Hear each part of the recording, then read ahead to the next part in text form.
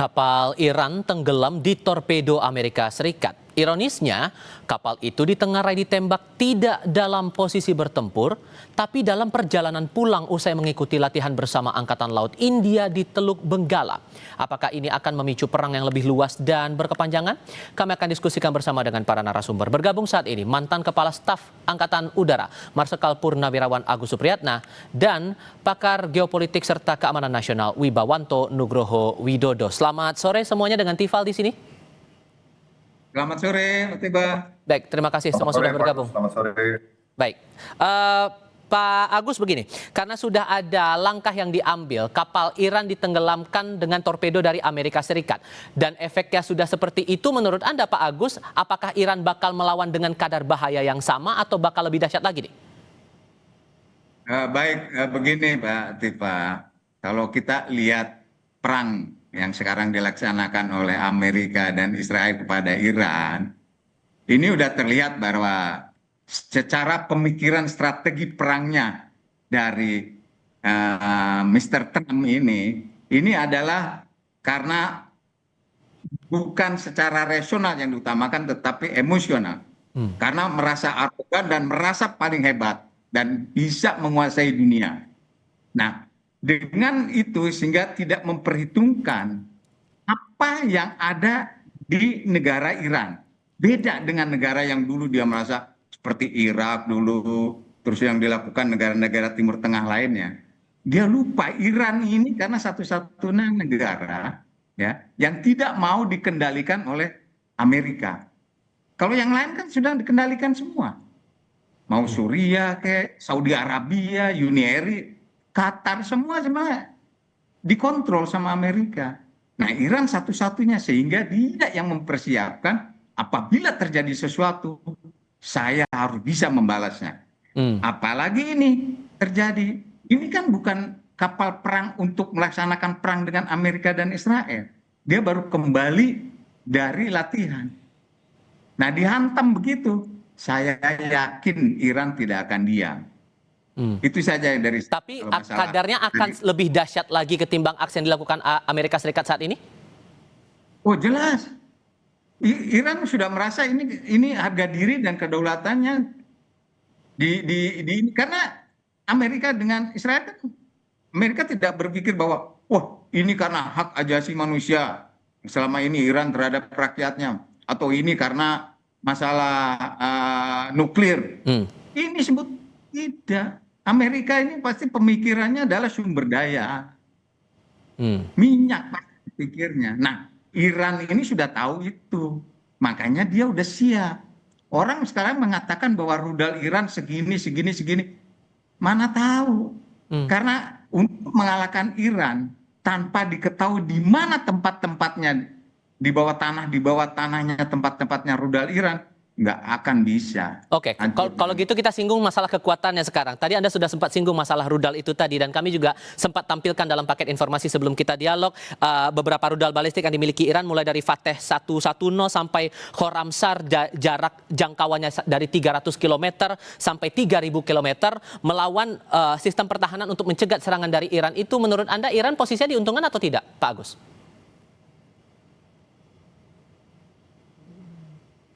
Pak Agus, kami alami gangguan koneksi, tampaknya kami coba perbaiki dulu komunikasi dengan Agus Supriyatna. Kalau gitu saya lempar pertanyaannya ke Pak Wibawa kalau begitu. Mas Wibawa, dengan kekuatan logis dari Amerika. Saya akan kasih giliran ke Pak Agus nanti ya. Saya coba kasih ke Pak Wibawa sekarang. Pak Wibawa, kalau menurut Anda dengan rudal balistik yang dimiliki oleh Iran ini, posisinya Iran menguntungkan nggak posisi Iran sekarang ini dengan perbandingan sistem pertahanan udara yang dipegang oleh Amerika Serikat yang ada sekarang? Oke, ini ya saya coba memberikan gambaran yang komprehensif ya. Jadi apa yang terjadi sekarang, penembakan oleh submarine kepada kapal Iran di international waters itu bukan kejadian taktis saja, kejadian kejadian accidental, tetapi ini adalah suatu yang sangat penting, belum pernah terjadi sejak Perang Dunia Kedua. Jadi ini merupakan eskalasi militer yang sangat serius dalam konflik kali ini antara Amerika, Israel, dan Iran. Mengapa ini penting? Perang ini meluas ke Samudra Hindia. Implikasinya itu ke Laut Arab, Samudra Hindia, jalur energi dunia. Karena kejadiannya adalah dekat Sri Lanka di Samudra Hindia. Jadi semuanya berpotensi menjadi zona operasi militer. Itu pertama ya. Yang kedua, ini adalah salah satu bentuk dari modern naval warfare ya. Jadi naval warfare yang modern di mana ada multi domain warfare, darat, laut, udara, cyber, ruang informasi, bahkan energi. Yang digunakan kapal selam itu karena 3 aspek. Stealth, siluman. Yang kedua itu efek deterrence. Yang ketiga adalah precision strike. Jadi targetnya tepat. Jadi ini adalah pesan dari Amerika, tidak ada lagi wilayah aman bagi militer Iran. Dan ini menimbulkan dampak psikologis kepada Iran, ya, shock, menunjukkan teknologi militer AS, superioritas militer Amerika yang tadi disebutkan oleh Pak Agus. Nah, tapi di sini juga mendorong semangat, intention dan capability dari Iran untuk membalas.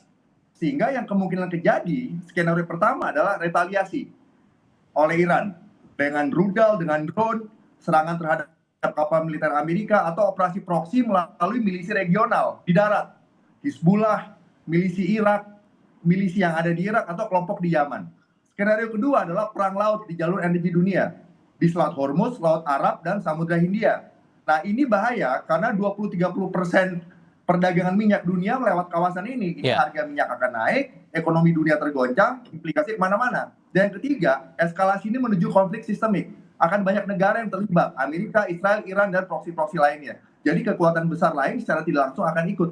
Nah, implikasinya ke kita udah pasti global, secara ekonomi, keamanan maritim karena wilayah yang sudah masuk Samudra Hindia, masuk ke wilayah arsitektur keamanan Indo-Pasifik, dan ini merupakan bagian penting dari keamanan Indonesia sendiri. Bukan hanya militer, tetapi juga global. Makanya Indonesia harus mempunyai otonomi, ketahanan nasional, dan juga diplomasi. Itu dari saya. Oke, Pak Agus, suara saya masih bisa terdengar ya Pak Agus? Bisa. Oke, tadi sempat terputus karena gangguan koneksi. Jadi mungkin bisa diulang lagi dengan posisi Iran dengan sistem pertahanannya sekarang dibandingkan dengan AS bersama dengan Israel. Adu kekuatannya imbang atau ada yang lebih condong lebih kuat di antara mereka nih Pak? Sekarang begini Mas, kalau kita berbicara masalah strategi perang, itu awalnya itu adalah bagaimana operasi intelijen dan hasil analisa dari para intelijen itu. Ya, kalau kita lihat di sini ya, yang tadinya Amerika dengan Israel menganggap bahwa Iran ini dengan cara yang klasik mereka laksanakan awalnya itu, dengan bagaimana mereka mempersenjatai atau menggerakkan suku Kurdi itu di Iran supaya bisa memanas-manasi masyarakat Iran untuk demo, ya, tidak senang kepada kepemimpinan Iran. Nah, dengan adanya demo-demo itu Amerika langsung berpikir, oke, kita laksanakan penyerangan, akan segera selesai. Apalagi dengan meninggalnya ini Khamenei, Ayatollah Khamenei. Ya, apalagi dengan itu. Nah, disangkanya dia selesai masalah ini setelah ini meninggal. Setelah misalnya dulu Saddam Hussein diselesaikan lah, misalnya di Suriah atau apa. Oh, ini beda. Iran ini beda. Karena dari awal dia udah siap, dia bukan untuk memperbanyak misalnya pesawat tempurnya, memperbanyak ini juga. Dia tidak. Dia membangun rudal-rudal dan drone-drone-nya itu yang strateginya untuk menghancurkan titik-titik yang strategis dari musuh. Oke. Gitu. Jadi ini yang selama ini tidak diketahui di mana saja. Saya sendiri terus terang. Kalau dikatakan di mana, saya sendiri tidak tahu ini. Ini mungkin saking banyaknya, jadi tidak tahu di mana tempatnya. Selama Amerika dan Israel tidak tahu di mana tempat-tempat rudal yang di bawah tanahnya di Iran itu, ini akan panjang. Oke.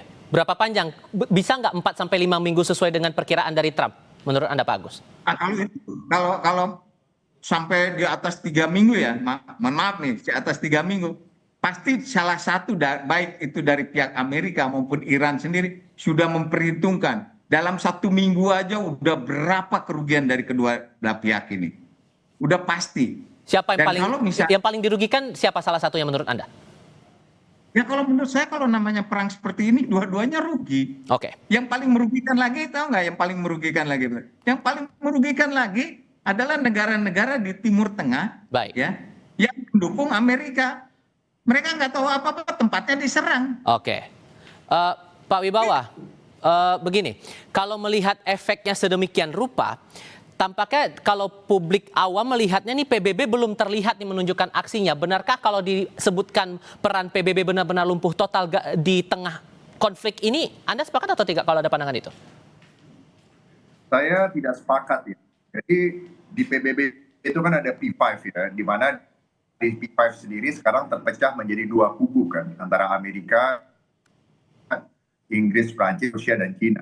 Jadi di sini sedang terjadi yang namanya ongoing process of negotiation dan juga intelligence communication. Itu bahasa Inggrisnya. Jadi artinya sebelum ada sesuatu yang PBB putus, saat ini terjadi engagement di balik layar, di mana ada perlombaan antara bagaimana diplomasi itu menyelesaikan masalah ini, berlomba dengan kecepatan perang yang bisa sangat cepat intensitasnya dan juga melebar scope of geografinya. Jadi tunggu aja PBB untuk memberikan statement.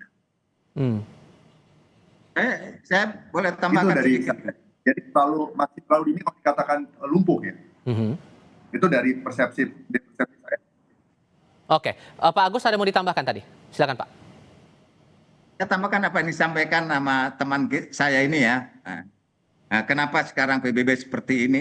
Kita lihat saja bahwa sekarang ya namanya sekutu Amerika yang dulu paling akrab dan paling dekat Inggris itu tidak setuju dengan apa yang dilakukan oleh Amerika, oleh Trump. Berarti ini udah baik di PBB maupun di sekutunya sendiri sebetulnya sudah tidak sejalan. Tidak semuanya sama sesuai dengan pemikiran Donald Trump. Bukan Amerika ya, saya bilang kalau Amerika mungkin masih, tapi dengan Donald Trump ini, pemikiran Donald Trump ini yang kelihatan sekali arogansinya gitu loh. Oke, nah Mas Wibawa kalau begitu, apakah perang sebesar ini menurut Anda bakal berhenti hanya dengan mediasi saja? Oh, tidak ya, itu mediasi itu hanya salah satu aspek ya.